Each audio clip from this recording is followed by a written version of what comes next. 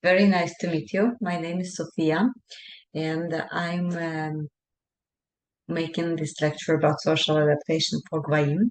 I made my second degree in Tel Aviv University on the Social Studies faculty, specifically about global migration.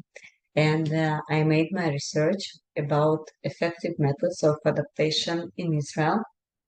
So we conducted interviews with Olim Hadashim who are not more than 5 years in Israel.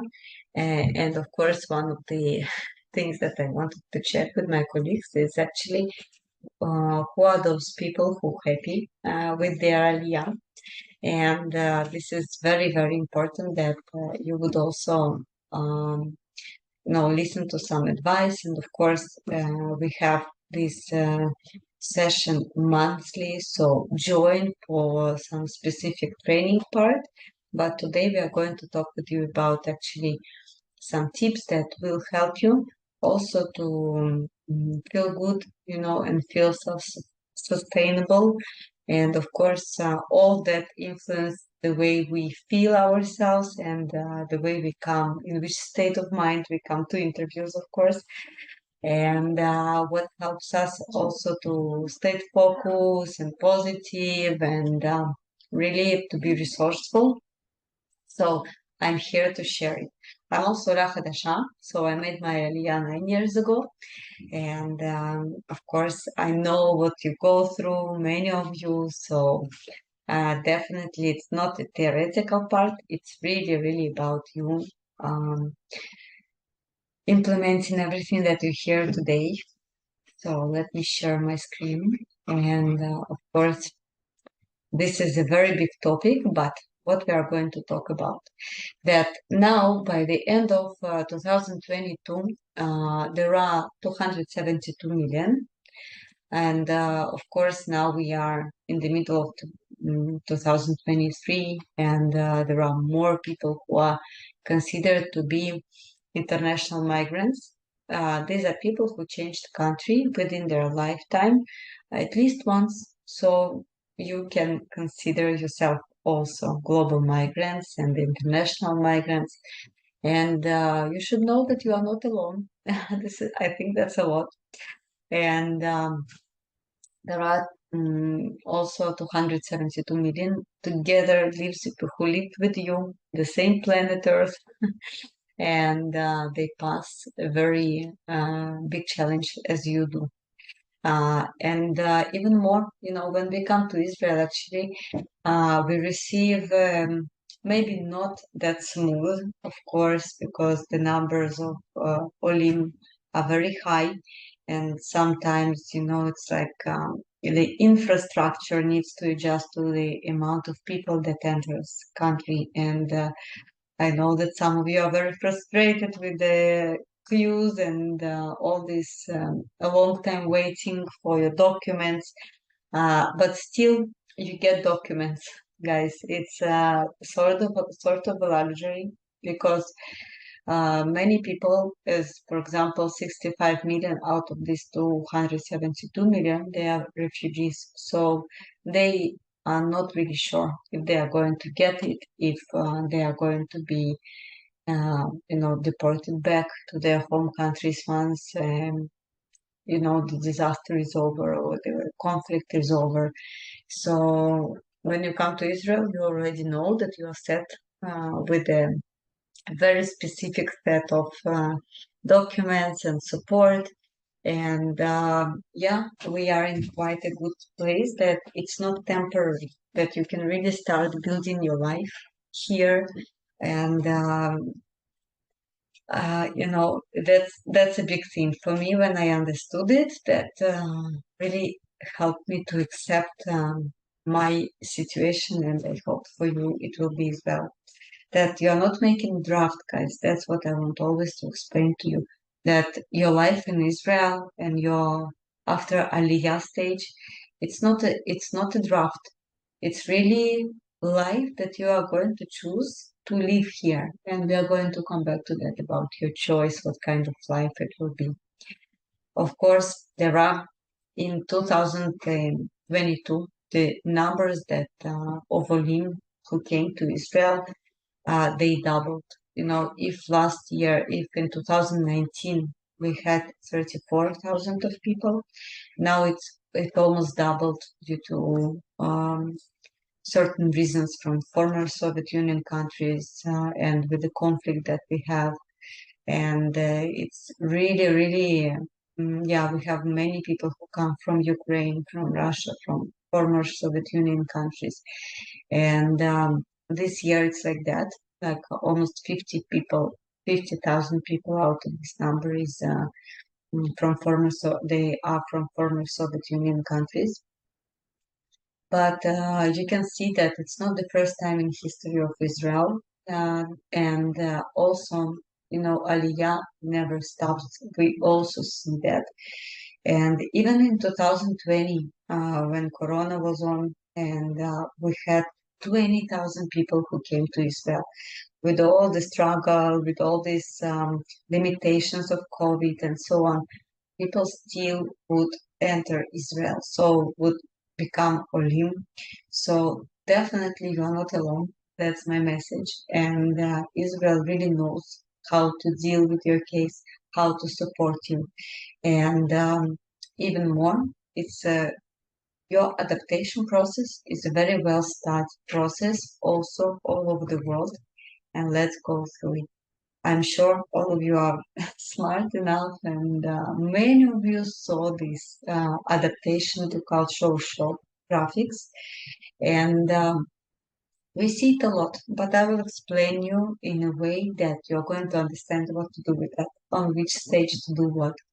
We are going to discuss two very interesting, aspects of it. It's time and level of happiness. Of course, time we know how to count. But level of happiness, this is something else. And the thing is that actually our level of happiness, we can only compare to the level of happiness that we had before Aliyah.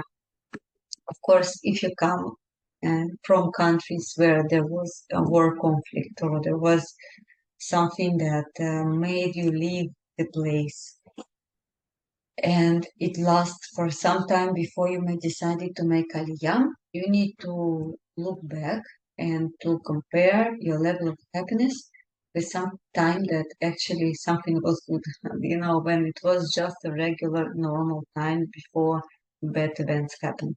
Like you can go back 2 years ago, for example, knowing, okay, that was my boring usual life and what made me happy. We have this red line that actually shows you that. So when we come to make aliyah, usually people have this honeymoon stage. And this honeymoon stage, it's not always, because usually people say that, okay, honeymoon means that I feel happy. And when we made these interviews for the research, many people told us that actually they didn't feel increase of level of happiness because, well, they felt it, but for some very short period of time. Theory tells us that it's going to last for half a year. In fact, some people feel it for a year and some people feel it for a week. So it doesn't really matter on which side you are, or you're in the middle, or it's actually, really half a year. It's all about statistics. We are real people, so you can be different. And even more, you may not feel that you have this honeymoon stage, really mood and increase of level of happiness. But there are other aspects of it. Why this honeymoon stage happens? That's what I want to ask you. It happens because we have this boost of hormones that we have, because we are very smart, we make these Zoom sessions, but still we need to remember that we appear and we find ourselves in a situation that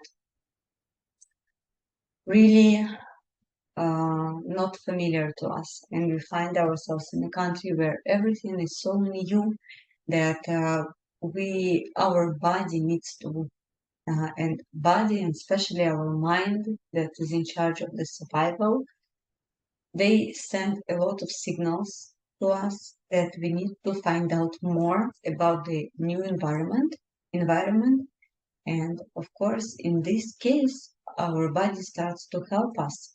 They give us a boost of all the hormones like adrenaline and endorphins so that we could be more energetic, to have more power, to be more sensitive to everything that surrounds us. And those people who made all this naming, for example, honeymoon, it's really, really similar to something that when you fall in love with somebody, and of course, you can sleep less, you can eat less, or remember when you started a new job, everything is so excited. You want to meet new people, you want to make new contacts, you want to take this toughest project in your life because you are so motivated, right? So it's the same. And sometimes we don't feel, for example, boost of endorphins because some bad events happen in our country, for example, or this is our reaction to stress. So that's also okay. But probably most of you felt this or gonna feel this boost of motivation, this boost of energies.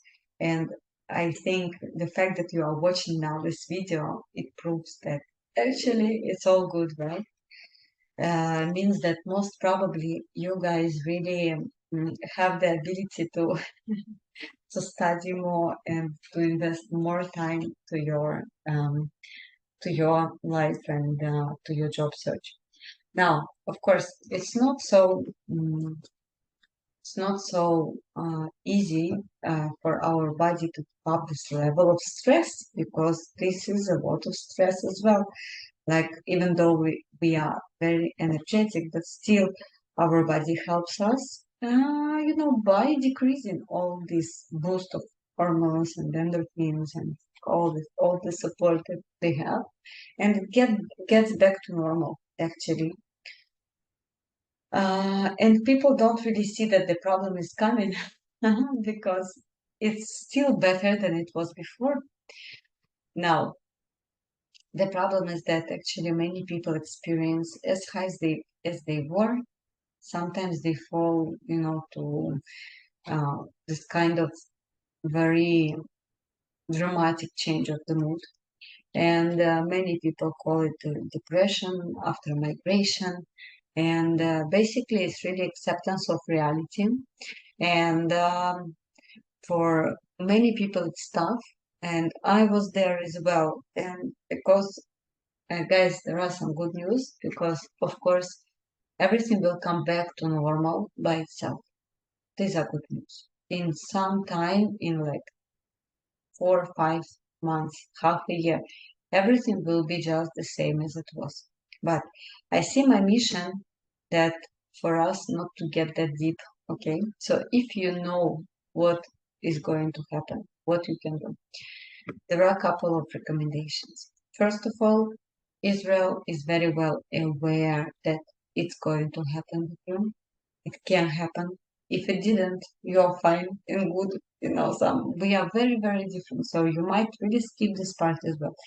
But if you see that, okay, I don't feel so good, or somebody from your relatives or friends don't feel so good, your beloved people, so you really,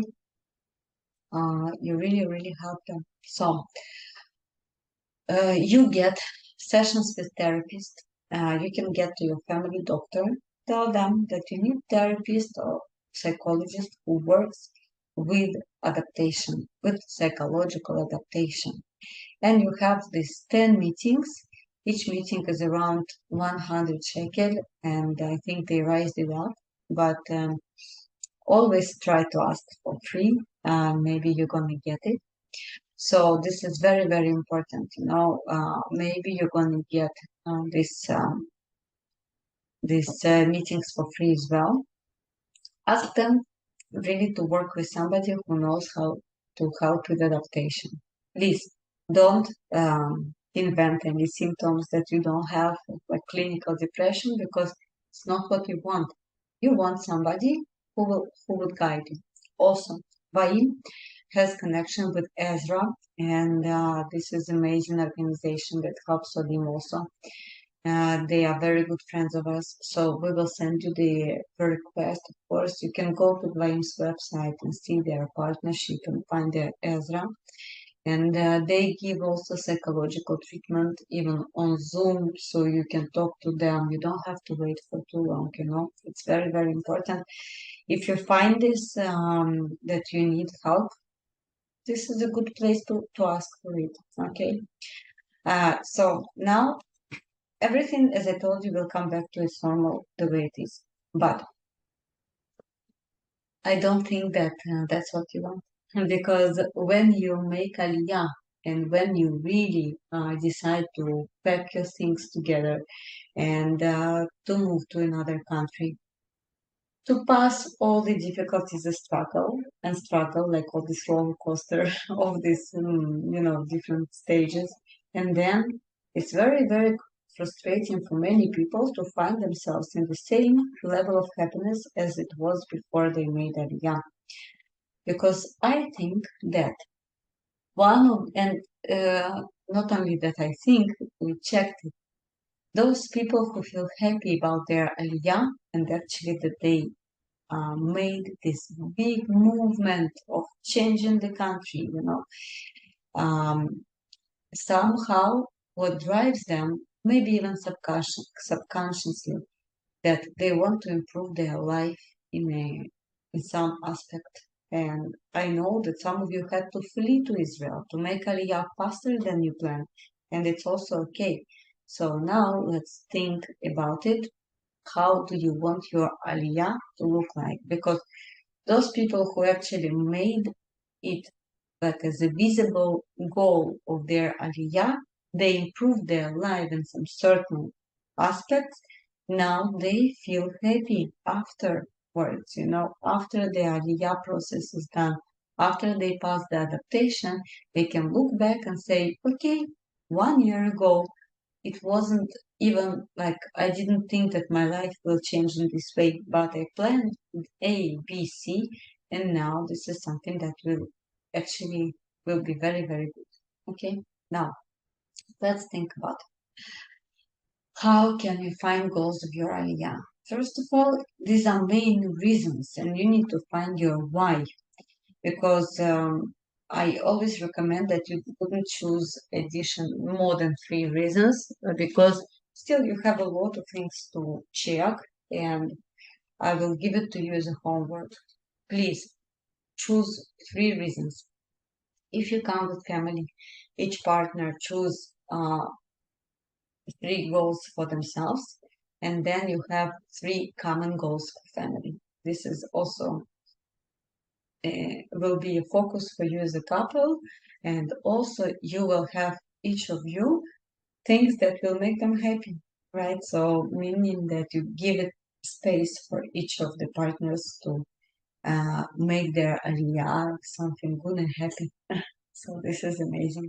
Now, I will give it to you as a homework, and I will give you some small example. Okay, how do I do that? For example, one of the things that I wanted to do is we build a strategy, right? How to get there. I have a reason, then I have a strategy. Very simple example. I wanted to live near the sea. So if I want, how do I rephrase it, right? I see one reason I want to live near the sea. So how can I understand that I live near the sea? What makes me happy? I will get one result, like which will be the fact that I'm going to the sea every week. Like I make a decision. I'm going to the sea every week. Okay, what are the 3 steps for me to get there? So I need to live somewhere to choose the city that I will be able to approach the sea, right? So meaning that I'm going to live somewhere that actually or by bus or even like like it's like a walking distance that can get to the sea once a week. Now I need to book the schedule, right? I need to make my time for that. And of course, the third step will be actually to keep up with the routine because no matter what happens, I know that once a week I will be on the seashore. If it's winter, of course, I'm not swimming. If it's summer, I'm swimming, So this what helps me to get to the amount of 51. Sometimes, right, we have longer years, so 52 times a year, uh, I'm going to the sea, meaning that I will have this additional time for things that are important and that I invest in it. And I look back and I see 1 year before I didn't have it. Now I have it. And of course, I feel happier. So it will be about every aspect of your life. If it's your personal life, love life, it will be your career, it will be your job search, it will be um, where you want to live, what kind of education you want to get, what things you want for your children, and so on. Now, we will skip some part, but it is very, very, very important that you guys would also get some information about Israelis. And I know that we really sometimes we just don't understand the mentality, but these are people that you are going to work with, that you are going to become friends with. And unfortunately, sometimes we look like these people because they anthropologically we don't really understand why this happens, why they are so loud, and why this is so like out there. So I want to explain you that, of course, we have all this that who are Israelis. Actually, this is amazing book, Israeli Business Culture. If you have an opportunity for this, if you have opportunity to buy it, it's Asnat Lightman. She is amazing. You have her lectures also on YouTube, and she explained the phenomenon of Israeli business culture and what we can do for this and so on. So, who are Israelis? Uh, she gave like abbreviation of each letter, to explain. So Israelis are informal, and of course, Israeli culture. One of the things how it was formed, it was very formed by Zionistic cultural system that people and it's suburb culture. Let's say, this is suburb. This is tabar. This is how Israelis also call them. It's a cactus with a very sweet fruit, but it's really hard to get to the sweet part.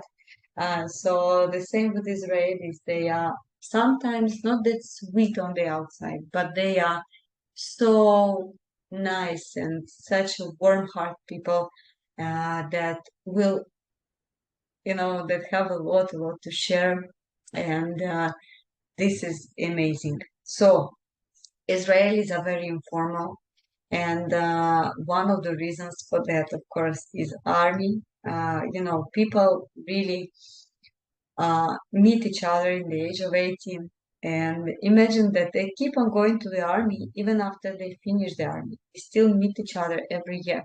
So I think I can relate to that. If you remember your friends you had when you were 18, these people probably know the real core of you, and they don't really mind about the status. They know who you are, and of course we can change with time, but people who know us for years, they don't really care. So it's really informal because people keep on meeting each other almost every year, and that's really, really cool. Israelis are straightforward, so many times we consider it as rudeness, but Israelis are really straightforward, and it's like a sort of a shortcut to things that you want to get, and you can ask direct questions. You can really get direct answers. Again, maybe these are not the best answers that you would expect to get, but because of this, you don't have to hide, also your intentions, and people always tell you what they want. So yeah, Israelis are risk takers, and definitely, it takes courage to build the country where we build it, right? And mm, risk taking is a big aspect of it. You can relate yourself to that by the way that you also took a risk, you changed your home country to Israel, and you decided to live there. So yes, risk taken. That's why people are not afraid to open startups here. It's very, very supportive environment for risk, so you can be aware of it. Israelis are very ambitious guys. They are, and here people speak loud about what they want, and here people really, they really want to, let's say, um, to make it very verbal. The same for you. Like you can also speak about your ambitions, and it's okay during the interview to speak up, to say that I did this and that, and people expect you to do that.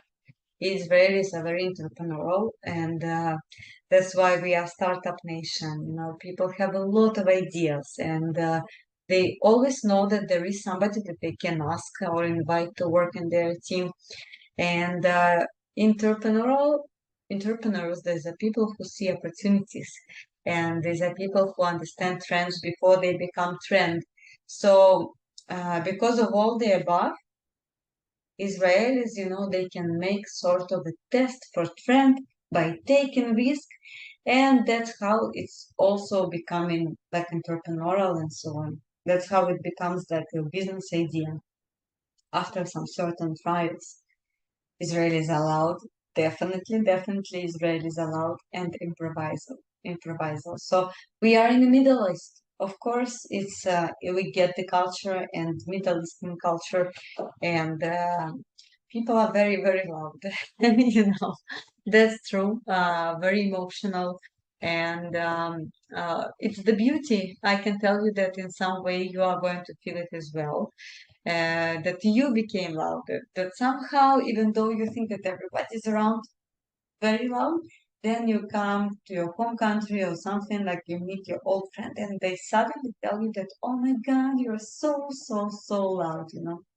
Israelis are improvisational, and you also can relate to that, guys, because you need to improvise a lot. I'm sure that you did many things like that, right? That you had to find the right solution for that. And that's really true, that you have to be very improvisational. Let's also speak about some aspects. Israelis are bargain everywhere, and maybe they don't even intend to buy. So that's why we always tell you, negotiate. Be smart about choosing your battles, but you can negotiate a lot of things, including your contract for work. Ask your career consultant to check it. But definitely you can bargain about your job, about your job. Israelis are hard on the inside and soft on the inside, right?